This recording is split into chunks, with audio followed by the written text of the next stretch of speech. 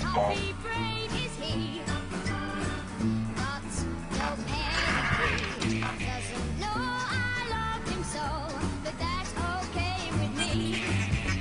Doesn't like to talk, doesn't like to walk. My heart's going clink, clank, clunk, 'cause I'm in love with a gonk, gonk, gonk, gonk.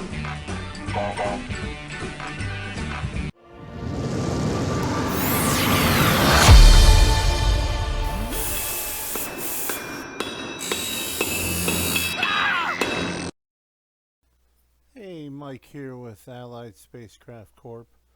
And a few months back we bought a new Canon Pixma printer for our home office, and it came with these little print head containers for they're not cartridges but the print heads.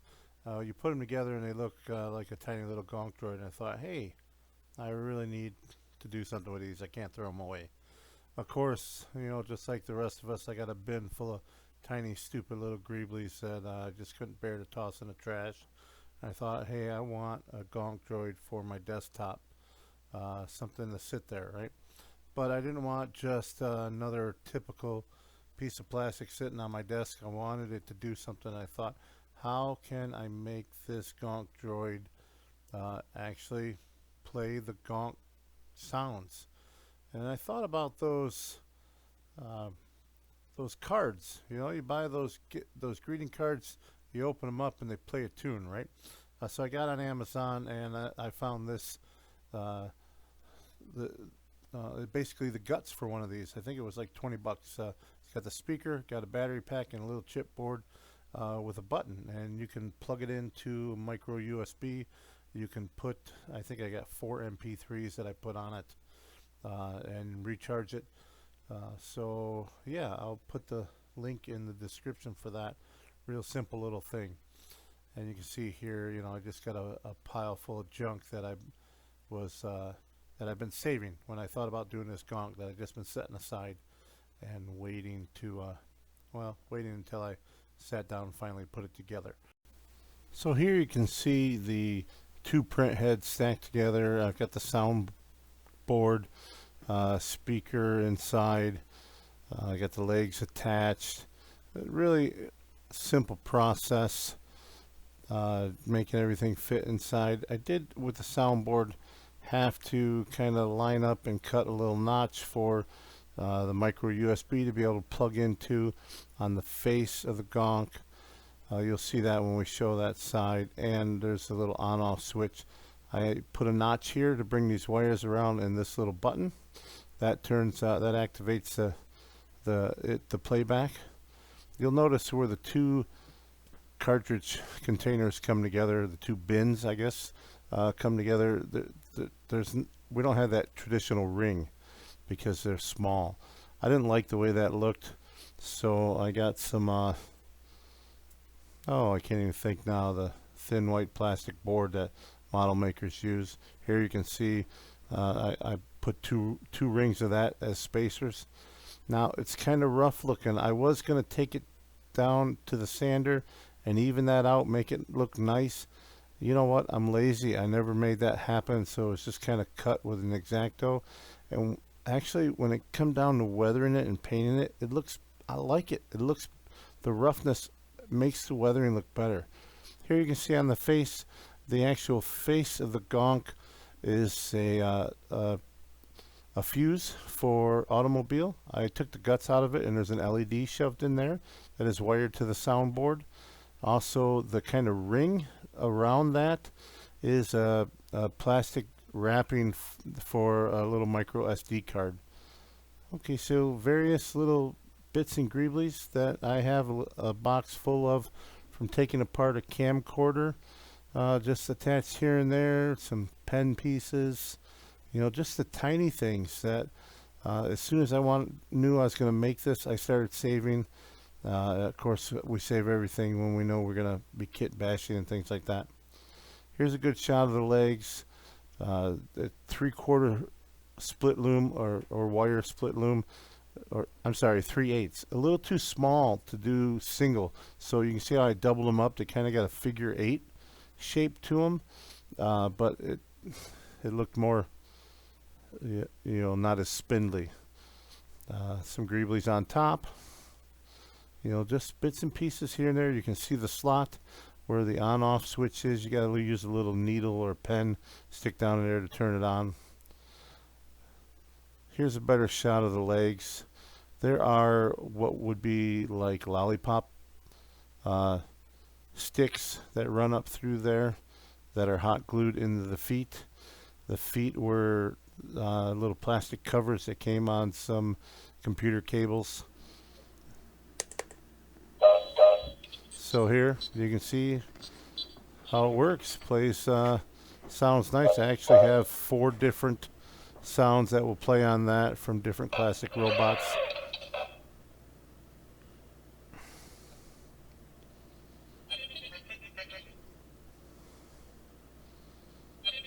I'll tell you what, after getting all the paint on there, it's not as loud as this anymore.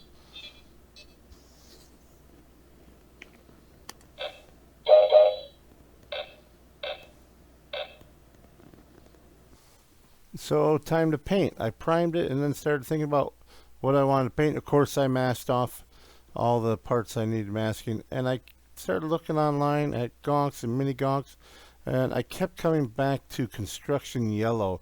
And these are some examples that really I really liked and really were drawn to, so I kind of downloaded these pictures off of the different websites, and I was really inspired by this last one.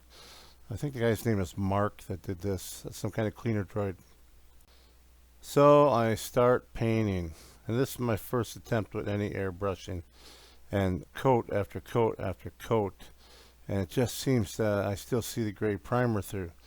Then I realize I bought a transparent yellow paint. I must have had like 5 coats on there, and you could still see through. So go back, grab another yellow, put some more paint on, and then finally it started looking good enough to tear off the masking and start to think about weathering it. Okay, let's talk about weathering before I even show you these pictures, because I have never done this. Now, Brian at the Smuggler's Room has talked about using these water mixable oil colors, raw umber, burnt sienna. Looks like rust, looks like oil. One thing he did, one video, that's all I've watched. I know a lot of guys talk about look at so-and-so's video, look at this.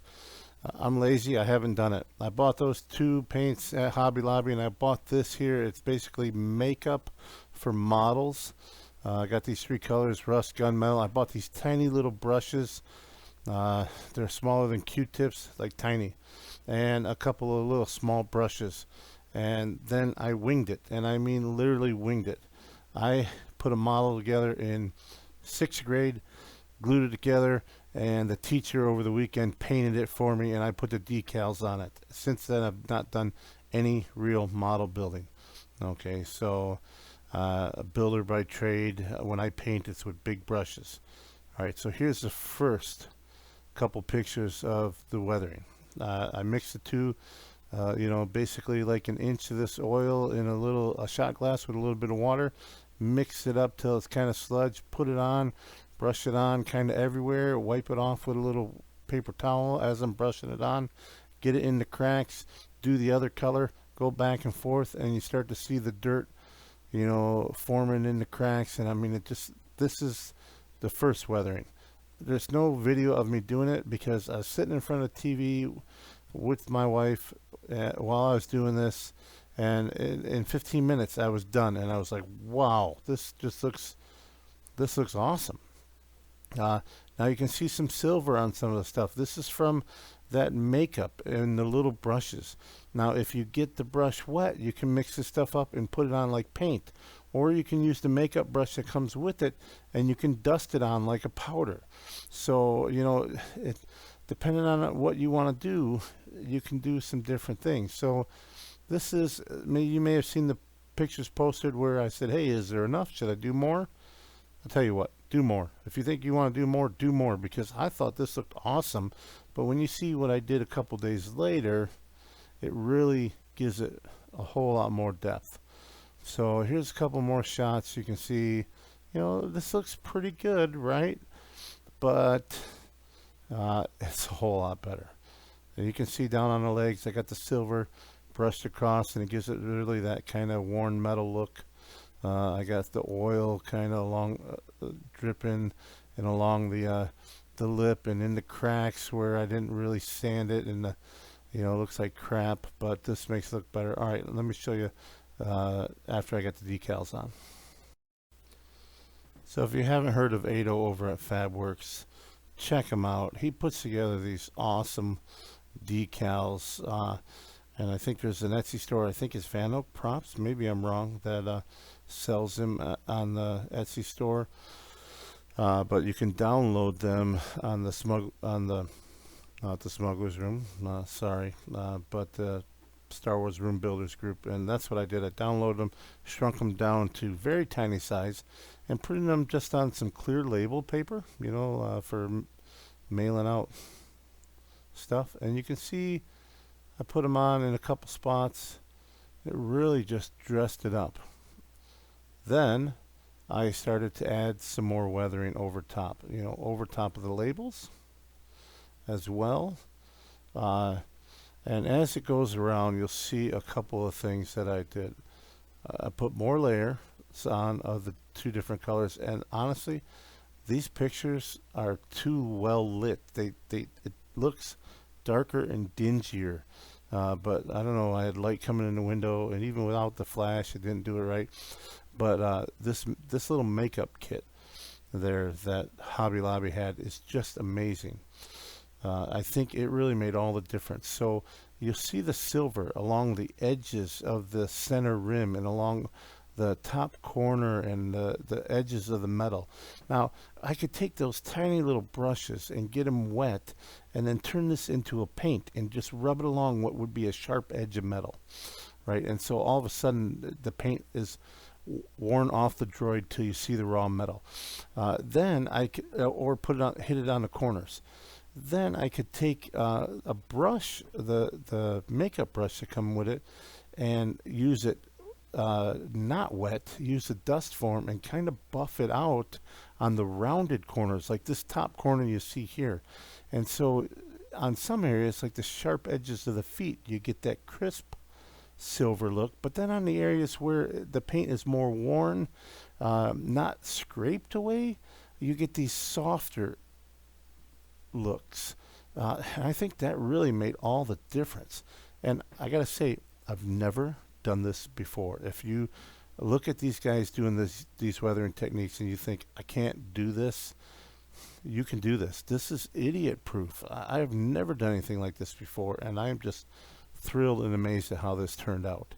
So on the back there, I wanted this kind of like exhaust port looking thing to look like oil was running, so I took that dark and made it a little thick and just kind of put it on heavy, and then just added I had to paint the streak on and just added just enough water to get a natural drip, but not a lot.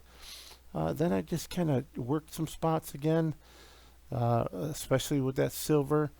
But not too much, just a little bit, and then go over it with the dusting of the darker gray and the dusting of the rust. I think it turned out awesome.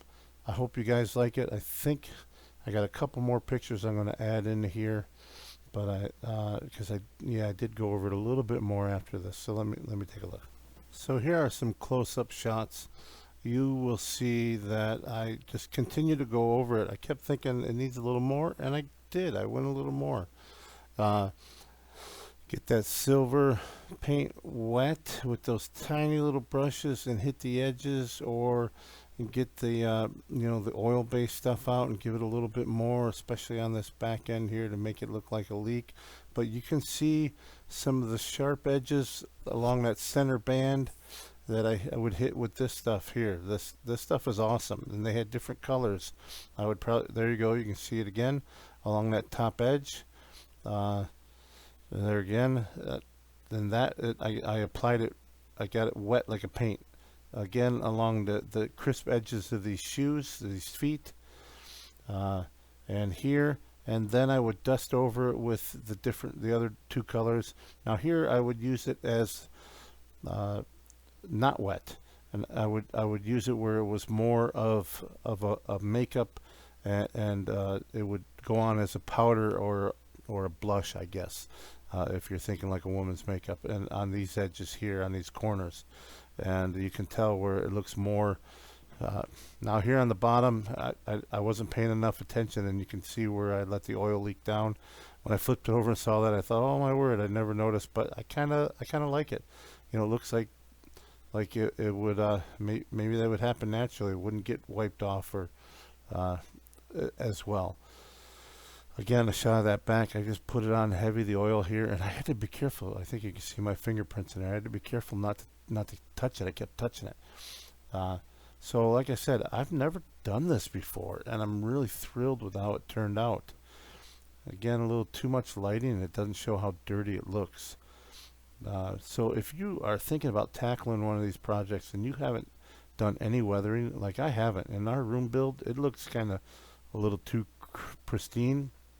Uh, so if you haven't and you wanna try something, you can do it. It's not difficult at all. I'm really happy with how this turned out. I hope you guys are too.